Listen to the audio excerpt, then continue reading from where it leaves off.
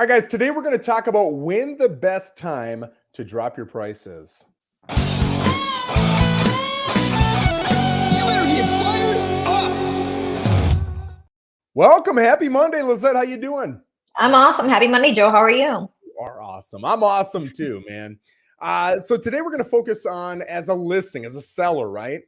When is the right time to drop your price? You don't want to drop it too quickly because, my gosh, you could have lost thousands of dollars because of the price reduction. But you also don't want to become that market-worn listing that when buyers see it, they say, why has this thing been on for 5, 6, 7 months? They must be desperate, even if it's not true, right? So Lissette, give us a little bit about the discussion you have with a seller when you're coming in for the first time and you're talking about the strategy on how to price it. And, if worse comes to worse and we don't sell within whatever your suggested days are, maybe we drop that price. What does that conversation sound like? It's one of the most important factors in the listing consultation to have with the seller. So they know that this may be something that we have to anticipate, and this is the course of action. Specifically, if upfront the seller is not agreeing with the list price that you are suggesting and they wanted to go above that. Now, there could be a few issues that will indicate this is something that we're going to have to do. And one of them could be you just don't have the showings. That right there is the main factor of saying, hey, there's something not right going on here. And within the first week, if we don't have any showings or very slow turnout, conversation to have. Within 2 weeks, if you're slow, if your showings go down, you're not having the amount of people coming out and view the property, you haven't gotten any offers, that's when I tell my sellers it's time for us to sit down and reanalyze the numbers, take a look at any comparable properties on the market that have sold since we last got together the first time, and find out if, if it's time to reduce the price. So that's one of the conversations I have very upfront in my first consultation with my sellers. I like that. And that's exactly what I'm doing, right? I love data and I love my sellers to know the data right now. And we just talked about this in our sales meeting this morning. The average time to sell in Port St. Lucie for a single family home is 67 days. That's almost exactly 2 months, right? And you got to remember, when you see a 67 day number, an inventory number, that includes a lot of homes that are never going to sell. So they're sitting on for 3, 4, 5, 6, 12 months, and they're taking that average and really bumping it up, right? I always say if a house is priced right, it's marketed right, you've got a great realtor who actually picks up their phone and markets the crap out of it. If you've got that person working for you, you're going to be under that average or median days to sell. So if we're looking at 67 days to sell on average, I would say if you're appropriately priced, you should be selling in that 3 to 5 week range maximum, right? So I really, just like you, Lissette, if I'm coming in and let's say you've got a $500,000 listing, the majority of people, when you tell them $500,000, I shouldn't say the majority of people, I'd say roughly half are going to want to try it a little bit higher. Okay, can we try 510? Can we try 520? Something like that. Would you agree with that, Lissette? Oh yeah, definitely. Yeah. And I would say the other half are going to say, hey, you're the expert. Let's go with your price. I like it. Let's do it.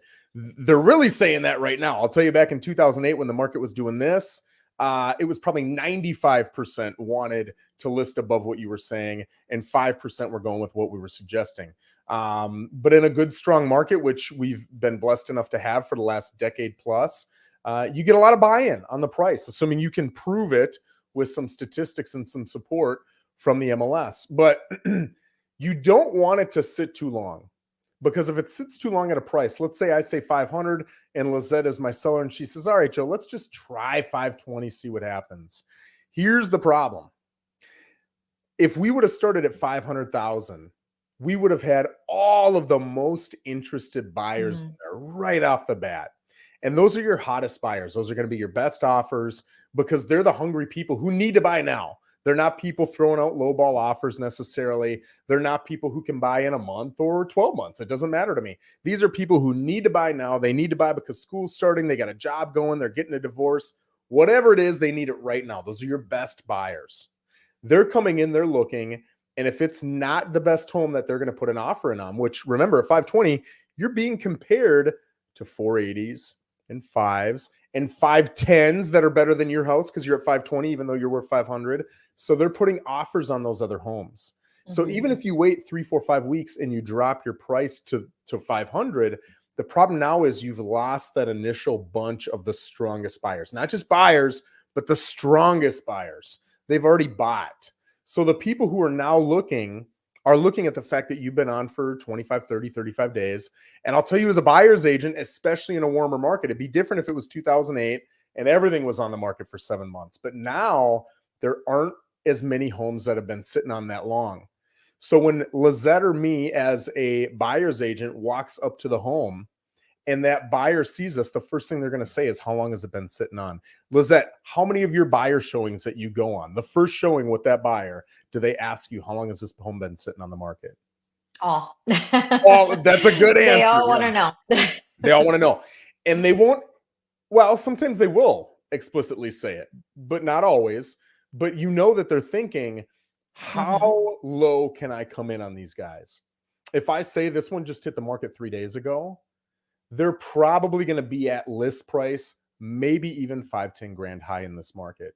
If I say it's been on for 37 days, a lot of them will grin and say, they haven't been able to sell. They must be desperate. And it doesn't even matter if it's true. I'll tell you, more people are not desperate than are desperate as sellers.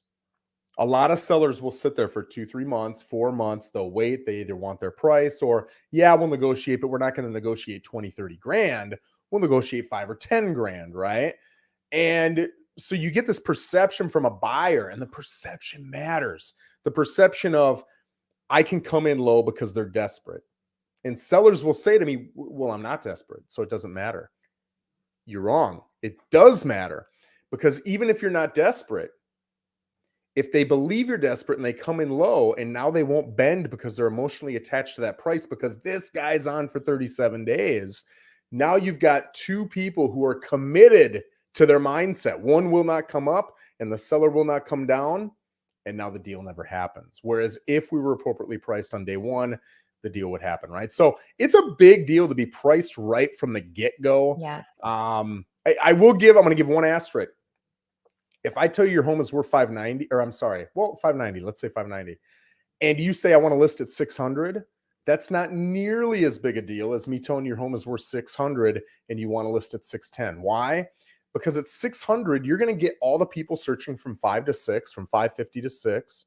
And you're also going to get the people searching from 550 to 650 and 6 to 650 and 6 to 7. And you're going to get all those people because you're at a major price point. But when you go to 601, you just lost all those people looking up to 600. Oh, by the way, in that search, your home's going to be the best. When you're comparing your $600,000 home, well, 590, to a home that's 560, 570, 580, you're going to be better, right? Now you're competing with 625s and 650s. You're going to be the worst house that they look at. So it's critically important to be priced right. But sometimes if you're really close to a major price point, we can get by strategically, intelligently with pricing a little bit higher. Lissette, I just threw out a lot of stuff there. You're good. What do you think on that?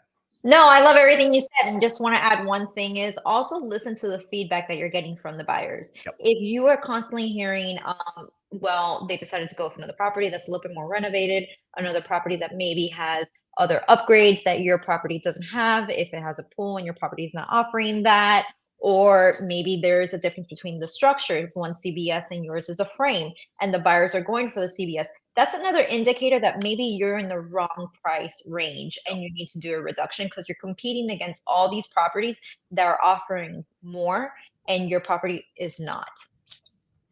That's beautiful. And I'll tell you, last thing, to explicitly answer the question, when should we lower our price? I think it's dependent on market.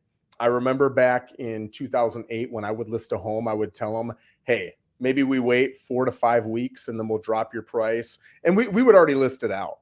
If we listed your home at 500 grand, I would say, hey, in 4 weeks on this date, we're automatically going to drop it to 485. On this date, 4 weeks later, we're going to drop it to 470, right? We've got it all planned in there. Now the market's much hotter than it was in 2008. That was the coldest market we've ever seen. So to wait 30 days, I think is too long. I really think you're going to know, to Lisette's point, you're going to know in a week and a half, 2 weeks, 2.5 weeks tops what's going on.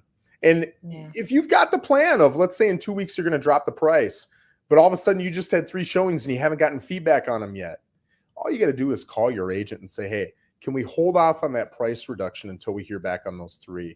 You're going to hear back on those 3 within 12 to 24 hours. You're going to know if they're serious or not, and then you can move forward, right? So there's a lot of different solutions here, but it's in your best interest when it comes to the final net price that you're going to take home to get that home priced correctly as quickly as possible. Was that any last feelings or anything you want to share with the group here?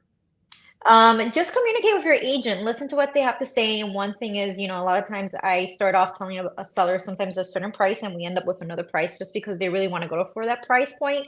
And I'm not the kind of agent to tell them absolutely not. I always like to give them the opportunity to try it out. But as long as you're open in communication and you guys are touching base and your agents providing all the statistics and information for you, you have the tools to make an educated decision on that price reduction. When's the best time to make that?